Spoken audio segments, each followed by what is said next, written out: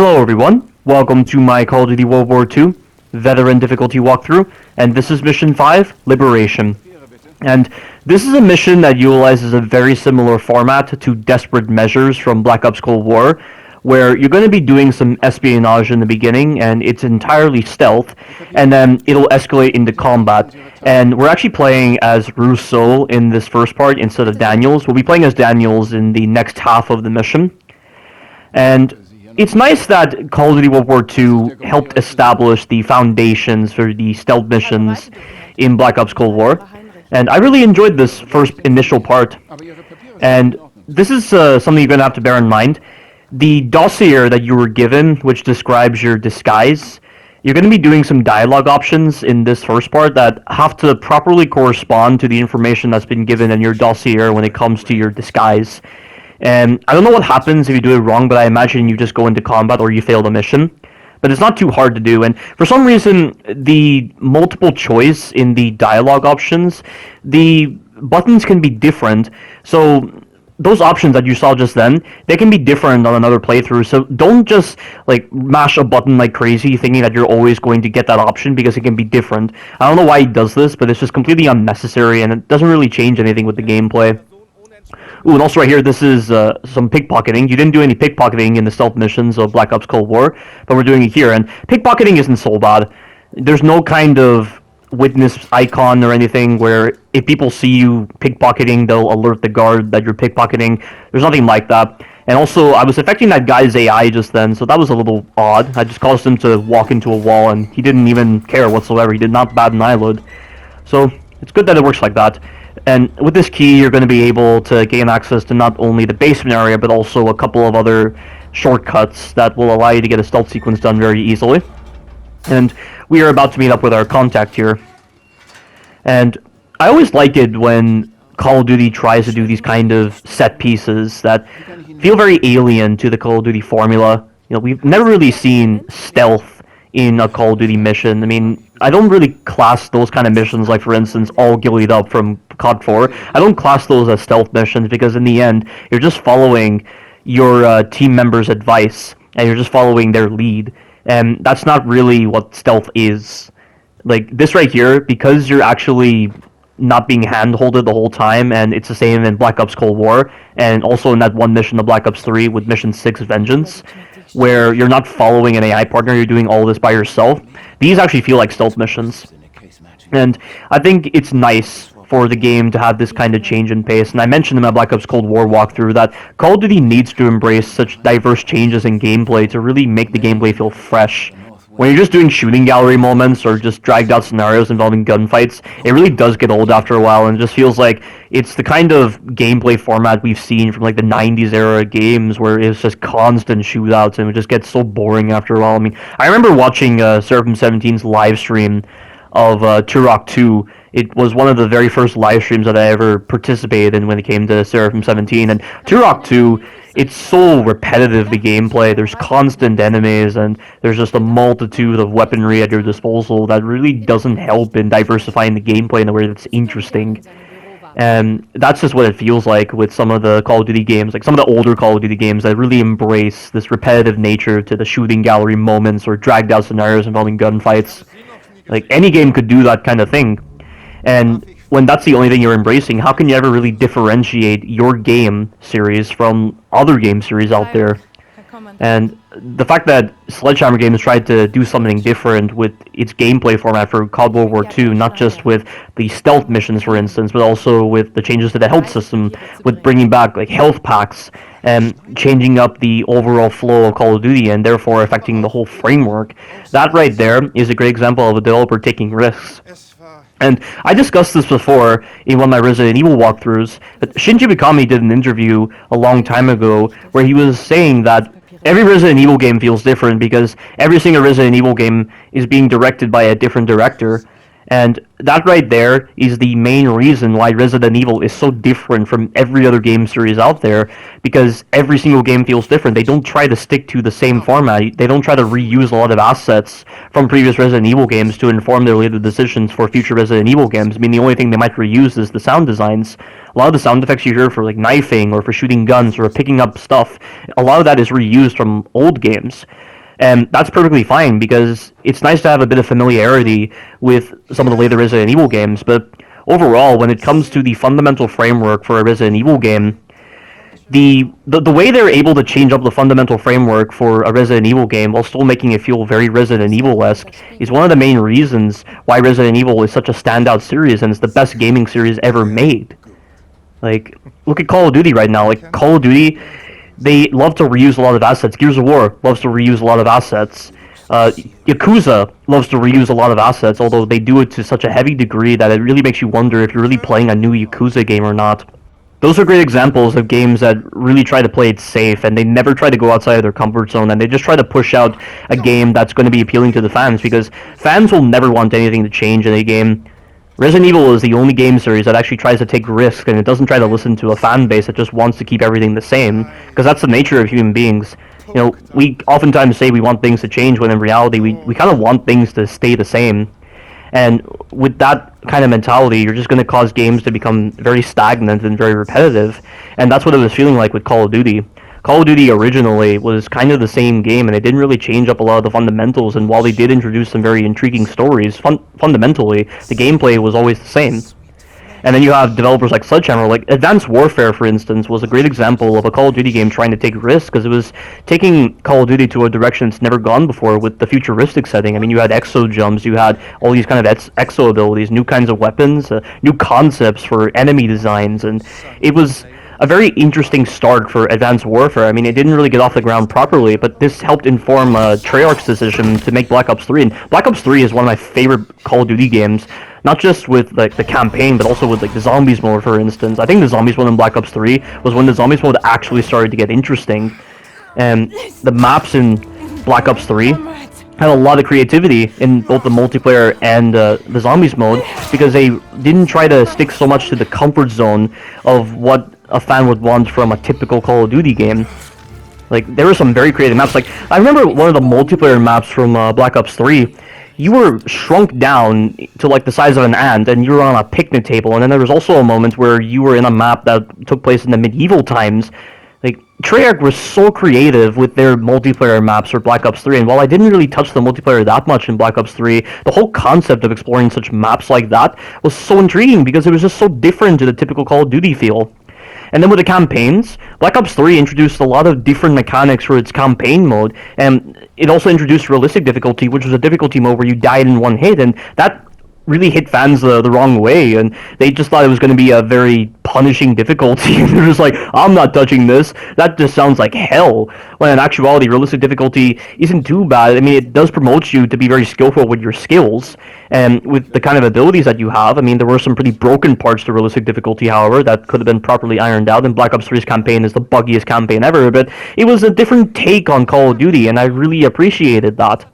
And it almost felt like something akin to that of what Resident Evil does with the way they try to change up the fundamentals of their gameplay, or just with the environments and with different concepts. You know, they took risks with every single Resident Evil game, and Black Ops 3 and Advanced Warfare, they took risks. And then they decided to go back to the World War II era, and I thought the World War II era was just very stagnant and boring and repetitive, and we just seen it so much that it just gets very old after a while. But this game, so far, with the campaign, I've actually been really enjoying it. I've enjoyed the changes they've made to some of the fundamentals. I mean, there weren't as many changes to the fundamentals with this game. I mean, the only real big change was the change with the health bar system, where it's not health regeneration based, it's medkit based. But I just think with the pacing of the encounters and with these introduction to stealth missions, you know, it's a different take on Call of Duty, and I gotta give Sledgehammer Games credit. And it's just such a shame that Sledgehammer Games got fired by Activision, because World War II didn't perform that well, but I think that was more so on the multiplayer and zombie side, because those are really the modes that matter to Call of Duty more so than the campaign. Like, people don't care about campaign anymore. That's why people were very, like, critical of Black Ops Cold War's campaign and why it just didn't receive that much love. I mean, I personally loved Black Ops Cold War's campaign because it was so balanced and there were a lot of really fun set pieces, but the story in Black Ops Cold War was very underwhelming and I didn't really enjoy it, but everything else, like the missions were really well designed. And there wasn't really a mission in Black Ops Cold War that I didn't like, aside from that second to last mission where you were just repeating the exact same scenario of going through that Vietnam section, and it just got very old after a while, but every other mission was a lot of fun. But the multiplayer and the zombies mode for World War II, I can totally understand why people didn't like them, because I think they're just pretty weak, in all honesty. I mean, there's not much to really say about the multiplayer mode, because the multiplayer mode, you could easily say it's just the same as the other Call of Duty games. The multiplayer mode always stays the same in the Call of Duty games. They never really try to do anything different. And I never touched multiplayer anyway in a lot of games, because I don't like to be that kind of online person where you're just interacting with a bunch of assholes and you get people hacking you because you yourself decide to play like an asshole, or you're trying to enjoy a very fun experience, but given the nature of human beings, people love to make the experiences for other people horrible, because it just gives us so much pleasure in that aspect, and I don't like to indulge in that, and I don't like it when people try to use the multiplayer mode or some kind of online component as the framework for how you judge a game. I mean, the campaign mode is what really matters in, like in these kind of games, because it's actually something different. There's a lot more effort put into the campaign, I feel, compared to the multiplayer mode. And the zombies mode on this game, I don't really like the zombies mode on this game. I don't like the maps. I think the maps are very boring compared to the likes of Black Ops 3. And there are just a lot of bad designs put in place. Like the boss fights. The boss fights in World War II are easily the worst boss fights I've ever done in the entire Call of Duty series when it comes to the zombies mode. Like, Black Ops 3 had some really fun boss fights, but then World War II comes out, and World War II's boss fights are so broken, and some of the designs put in place just feel very clunky and arcadey.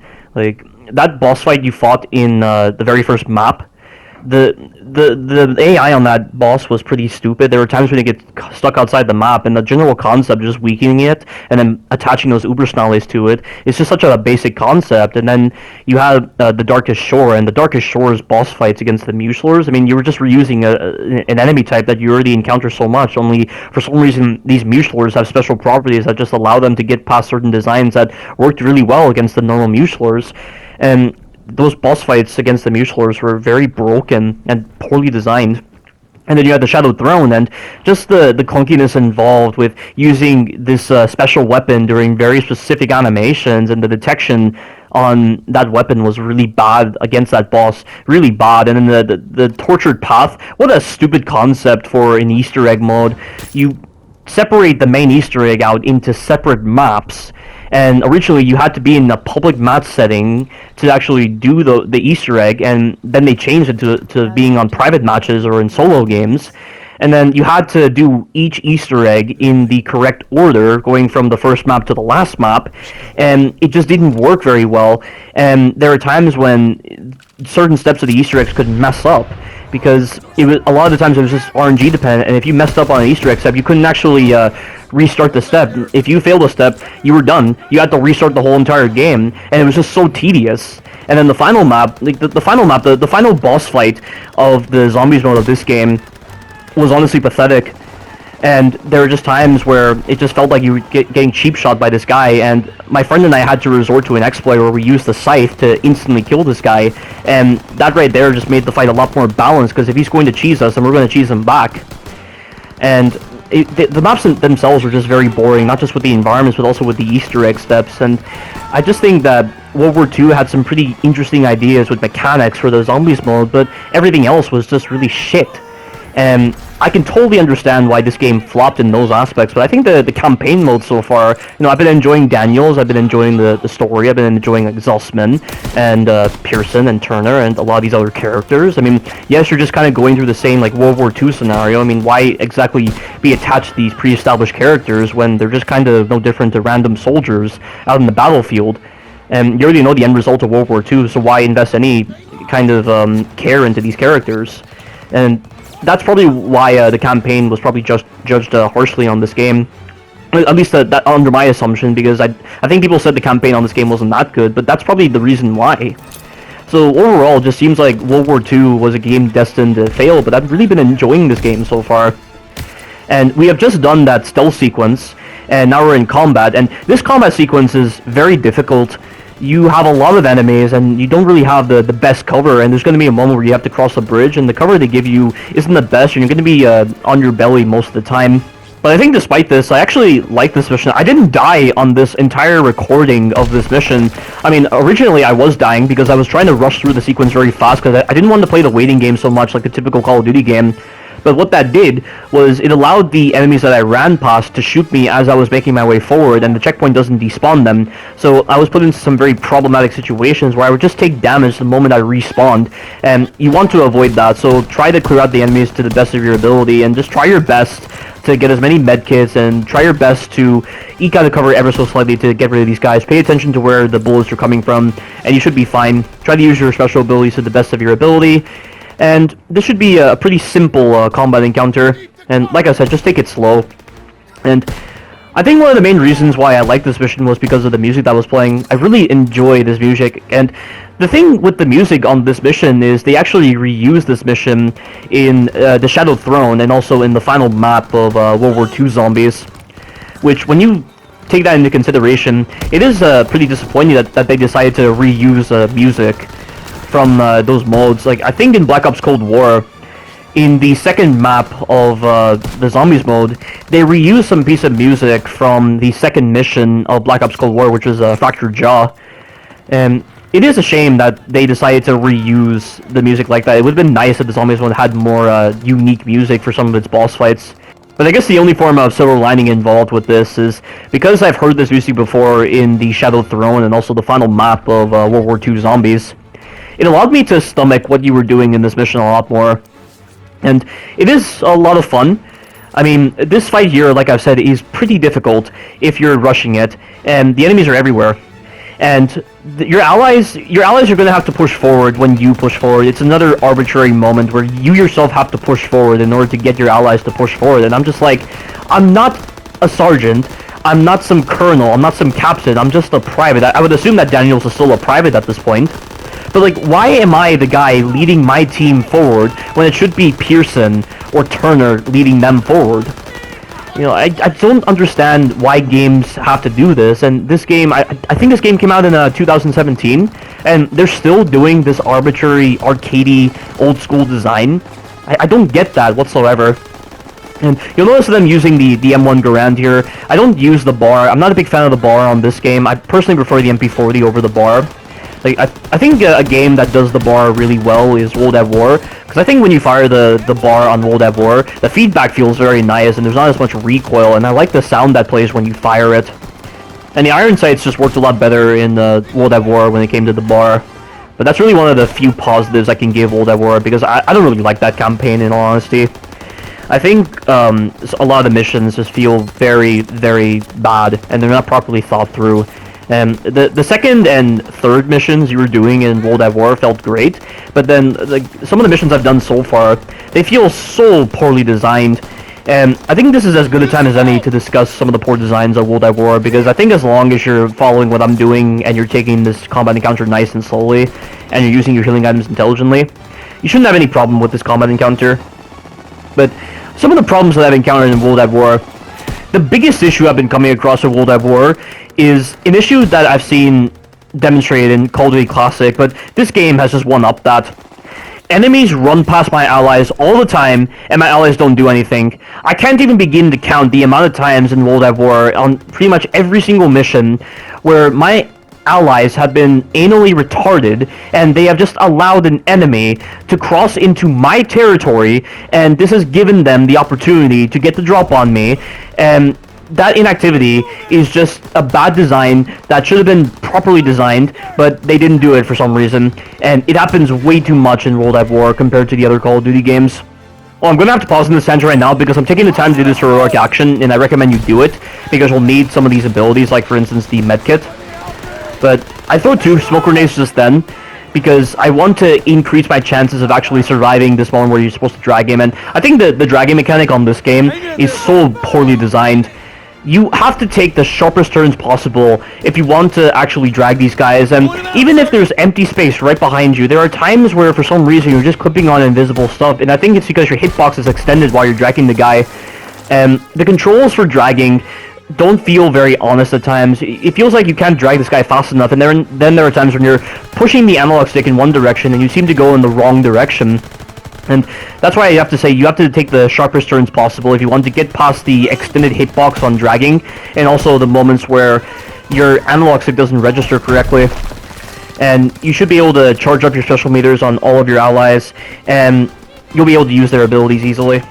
But this whole issue of enemies running past your allies and your allies not doing anything to stop them from actually killing you, it really makes you wonder how many of the deaths in World at War actually feel like it's your fault. It feels like 90% of the time, all the deaths that happen in World at War are the game's fault. Like, if an AI system is going to be that incompetent in dealing with enemies, then most of the time, when you die, you're just going to be blaming your AI partner and the game.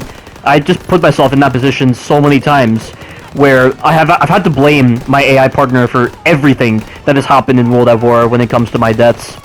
And it'll be the day, and it'll be a meme, when somebody actually tries to compare the AI in World at War to the AI in Resident Evil 5, because there's no comparison to be made. You have a good AI system and a bad AI system, and World at War's AI system is bad. Resident Evil 5's AI system is fantastic. Unless we're talking of AI Chris, of course, because AI Chris is useless in Resident Evil 5. But if anyone even thinks about creating such an argument, then they're not human, and they're not of this universe if they think that is something worthy of discussion. But the next issue I'm going to discuss from World at War is an issue that you've seen demonstrated in the second mission of World War II, where you can get hit at angles. Like, in World War II, on the second mission, I showed it in my walkthrough, I was inside of a mortar hole, and I somehow got shot by enemies when I couldn't see them. And it was so bullcrap, and it's something that happens in every Call of Duty game, and it's no different in World at War. Only I feel it's worse in World at War, because that game is already littered with a lot of really annoying issues, and having to deal with another annoying issue in a game that's already plagued by it just really amplifies how douchey such an issue is. Like, I remember getting hit at weird angles in Mission 4, Vendetta, of World at War, when I'm trying to allow my allies to pass forward by taking out key targets with my sniper rifle.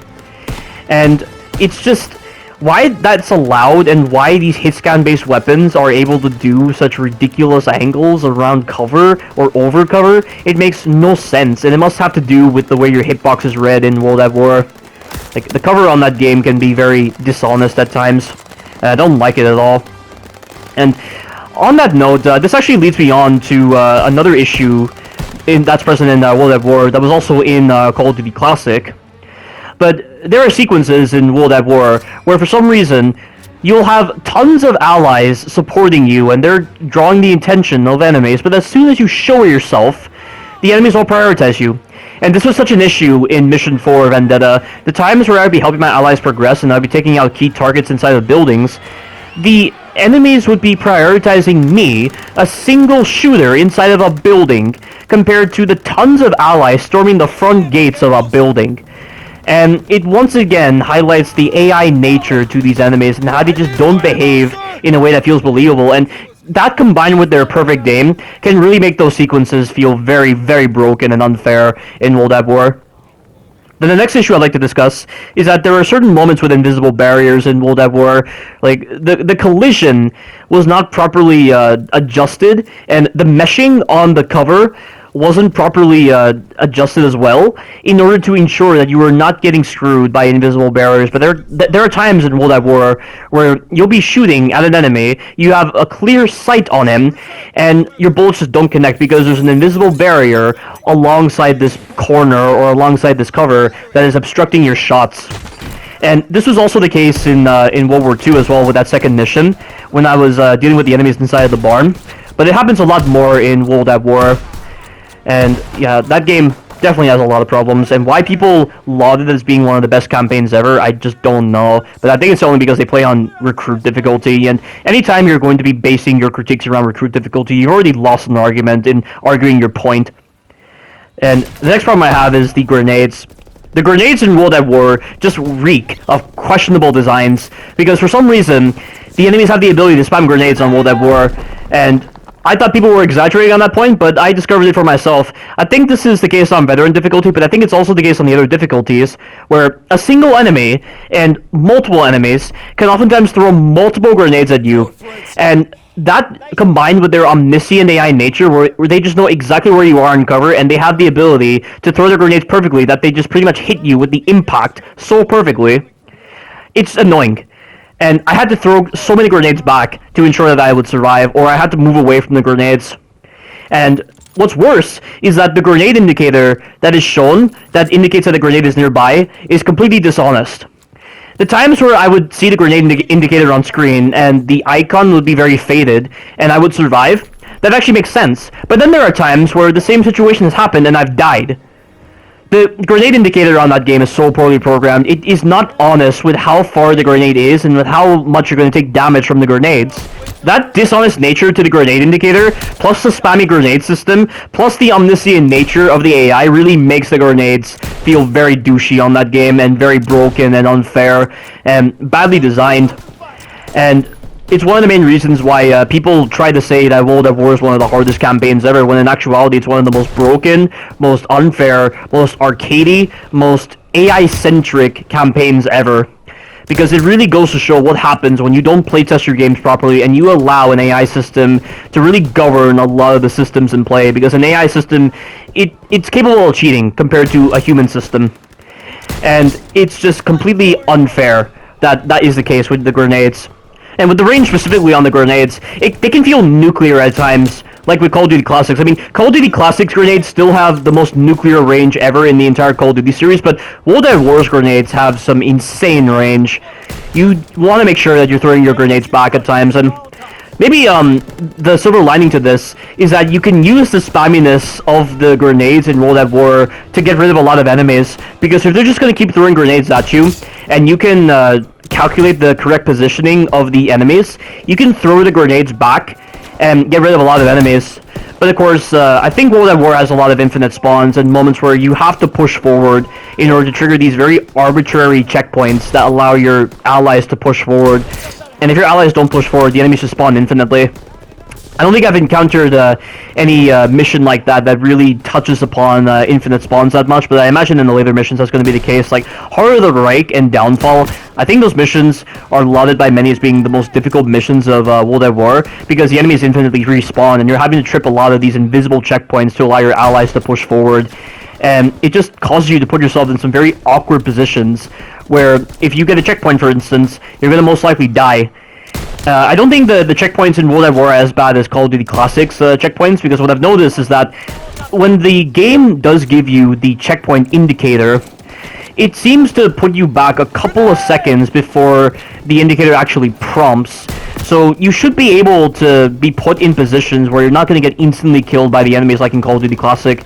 In Call of Duty Classic, where the indicator appears is where you're always going to spawn in when you restart the checkpoint, and it makes for a very broken experience in Call of Duty Classic. But not so much with the checkpoints in World at War. But I just hate the idea of having to do these very odd actions in order to allow a game to progress simply because it's a game. Like, you'd only be doing these actions if the whole entire game world around you is being treated as a game rather than actually being a realistic experience, like an experience that actually feels logical for all the right reasons. And that's just one of the things that World at War embraces really poorly, and it's a really dumb design on World at War's part. Now, the next issue that I have with World at War is with the clipping. I feel like you clip more on World at War than in any other Call of Duty game, because the way the animations interact with certain pieces of geometry doesn't allow for mantling to be that useful, and at times you just clip on the smallest of objects, like objects you really don't think you should be able to clip on, and at times it just leads to a lot of frustration because you're trying to move forward to escape an enemy, and you end up clipping into something else. Like, the clipping on that game is horrible, and it definitely shows, because I don't know when World at War released. Did it release back in 2008? Around that time, and I imagine like clipping was really bad back then. Like Uncharted 1 released back in 2007, and clipping was really bad in that game. And because World at War is just 1 year after that game, I imagine that's why the clipping is so bad in World at War. And really, a lot of these bad designs shouldn't be apparent in World at War. If Resident Evil 4 released in 2005, and it's easily the most polished game ever in 2005, and it doesn't have any kind of weird issues like that, or any kind of arbitrary spawning of enemies in order to progress a sequence, or with any moments where the clipping is actually really egregious and annoying, why does World at War have these issues? there's no excuse for why that game has a lot of the bad designs present in Resident Evil 4, released in 2005. Like, it makes no sense why World at War released in the state that it did. And I'm sure that was also the same case with the other Call of Duty games before World at War released. Like, Call of Duty back then embraced a lot of bad designs to actually give the illusion of difficulty.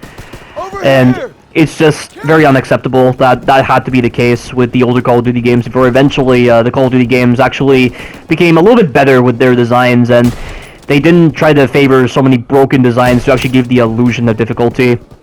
And I just find it funny how Seraphim 17 can like those Call of Duty games that oftentimes had to feel so much like a game in the most like artificial way possible, to the point of feeling very broken, and yet he considers that to be more enjoyable because it makes the game more difficult. And I think this is really where the differences and distinctions between myself and Seraphim 17 exist. I am very critical of broken games when they try to embrace such designs to come across as being very difficult, whereas Seraphim 17 feels very partial towards the idea of broken games and difficulty, and just trying to understand the lines that separate them. Like, his partialness really causes him to feel like he hates them, but not to such a heavy degree, because he wants to give them some kind of chance to really touch upon the nostalgia he feels towards those games. And really, I don't understand why he would do that. I just think with someone like him, who's meant to be this kind of professional gamer, and someone who's meant to have this kind of mentality that's a lot better than the typical mentality you see in normal gamers, why would you be so partial towards such designs, and why would you want to embrace that as a standard, almost? Like, it's like Seraphim 17 feels that a game has to be broken to a certain extent to actually feel enjoyable, but really, if you're having to rely upon that to actually feel a sense of satisfaction, then that's really no different to a drug addict seeking a fix. Like, seeking a fix as a drug addict is the worst thing you'd ever want to do, because all you're going to be doing is prolonging your addiction and being in a complete state of arrested development. And I just feel like Seraphim 17 is doing that a bit, and it's why I just don't understand his mentality and why he goes to such games like that. That's probably why he streams nothing but bad business now on YouTube. It's some, like, weird game that's on PC that looks very outdated, and it looks so different to like the typical Call of Duty multiplayer you'd see, but it's just a completely separate game. Like, that's probably why he's streaming nothing but that game, and it's really cementing his place as being a shadow of his former self. If he's streaming nothing but that game, he's not trying to diversify his content, because that's really no different to the likes you'd see of COD YouTubers who go to nothing but COD, and then when Black Ops 4 ended, they really felt like there was nothing more for them to do. Like, that's probably why Noah J456 is the way he is, and that's why Mr. Dalek JD is really dwelling in a lot of this ignorant mindset, essentially. And that's why I don't really appreciate them as people, if they're going to be that rigid in their mindset. But that's just all I have to say on that. If Seraphim 17 was going to be a lot more critical of everything, then I'd be a little bit more accepting of him, but the fact that he isn't, and he's trying to find some kind of silver lining when there really shouldn't be any silver lining to his argument, it really makes no sense to me at all. But that right there, I've just talked through that whole entire combat encounter, and it's not too bad, only the scripting to actually end the combat encounter is very weird, because when Zussman says Panzerschreck, I think you actually have to take damage from a Panzerschreck in order to progress the sequence, because you'll notice that the sequence was lasting a little bit longer than usual. That's because I was trying my best to avoid being hit by the Panzerschrecks. And the game doesn't really make it clear that you're supposed to get hit by the Panzerschrecks in order to trigger that little moment where you fall down from the building and you have to use that Panzerschreck to take out that half-track. So that right there is a very odd choice of design, but that is the end of this mission. Stay tuned for the future missions.